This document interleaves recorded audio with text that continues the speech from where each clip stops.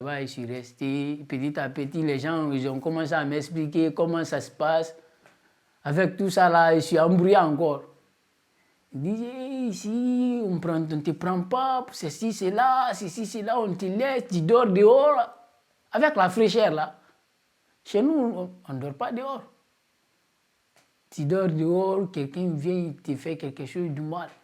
Moi-même, j'ai peur de ça. Je dis, comment je vais vivre ici? Je n'ai pas de parents. Je dis, ici, on me laisse ici, je vais partir où? Quand on est un enfant, on ne doit pas être considéré comme africain ou de n'importe quelle nationalité. On est considéré d'abord comme un enfant qu'on doit protéger, comme un mineur qu'on doit protéger. Et donc, c'est ça le statut de mineur isolé étranger. Ce sont des mineurs qui se retrouvent en France seuls et qu'on doit protéger et qui doivent donc être pris en charge par l'aide sociale à l'enfance. Ces mineurs-là sont en phase de recours, c'est-à-dire qu'ils arrivent sur le territoire français et à Lyon plus précisément.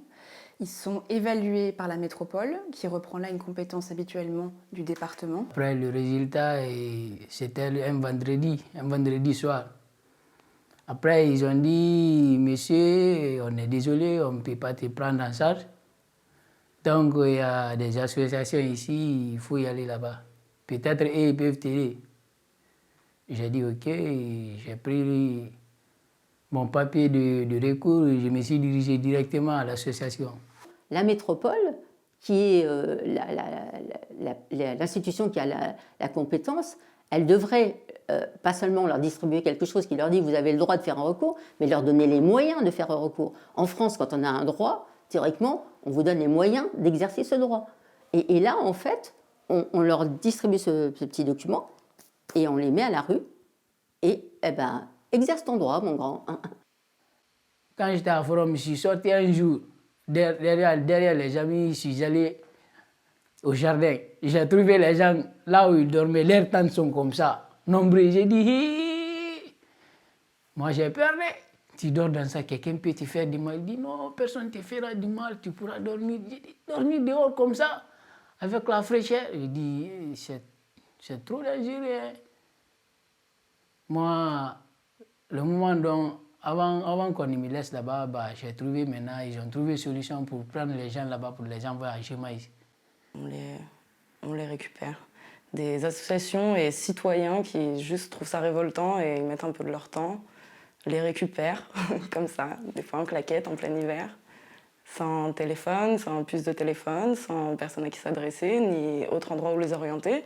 Donc heureusement que l'initiative citoyenne fait qu'il y a ces gens qui se mobilisent pour à peu près les accueillir, essayer de les mettre à l'abri dans des squats, sachant que ce n'est pas des conditions de vie décentes du tout. Et on fait le boulot des institutions. Et puis on voit tous les politiques qui passent pour visiter, et qui s'étonnent qu'un mouvement citoyen ait plus de poids que le pouvoir politique local. C'est quand même beau.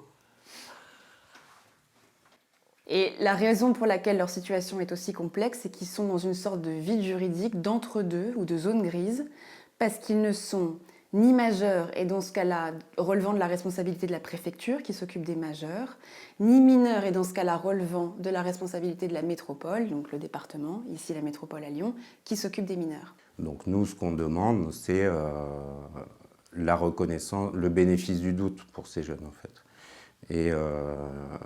Et la présomption de minorité, on pourrait dire. C'est-à-dire que tant qu'ils n'ont pas vu un juge des enfants qui les reconnaît comme mineurs, ils doivent être pris en charge comme des mineurs. Et c'est ce que dit la Convention internationale des droits de l'enfant, il y a des préconisations de l'ONU qui disent exactement ça. D'autant que 80% d'entre eux, c'est les chiffres qu'on a sur les dernières années, 80% d'entre eux sont reconnus mineurs au bout de ce recours. Donc c'est quand même assez terrifiant de partir du principe qu'on fait une évaluation, on remet des jeunes dehors, que 6 mois après, on va finalement prendre en charge jusqu'à leur majorité parce que le juge les aura reconnus mineurs. J'ai tellement diré ici, ça vaut plus de 6 mois comme ça, 6 mois, 7 mois comme ça, je suis ici. Bon, les choses commencent à s'en aller un peu, mais pas totalement. C'est une prise en charge qui est faite que de briques et de broc et de gens qui décident de donner de leur personne, que ce soit de leur temps, de leur énergie, de leur argent. Pour ces 120 jeunes, on dépense à peu près 3 000 € par mois pour payer le gaz, la nourriture, les produits d'hygiène, les cartes téléphones dont on a besoin pour rapatrier les papiers de l'étranger.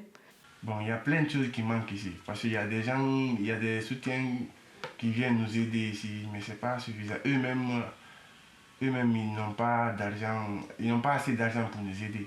On gère urgence sur urgence, que ce soit des urgences médicales, que ce soit des accompagnements, que ce soit chez l'avocate ou pour leurs papiers, pour leurs soins, pour tout, comme si on avait des enfants, sauf qu'ils sont beaucoup. Ils sont vraiment beaucoup. Je n'ai pas de plat préféré. Moi, je mange tout ce que vous envoyez. Moi, et puis ce que j'aime beaucoup manger, c'est du poulet. J'aime manger du poulet. À chaque fois que tu envoies du poulet, je mange. Je ne sais pas préparer, je ne sais rien faire. Mais manger quand même, ça, j'aime bien manger. Tout le monde me connaît ici.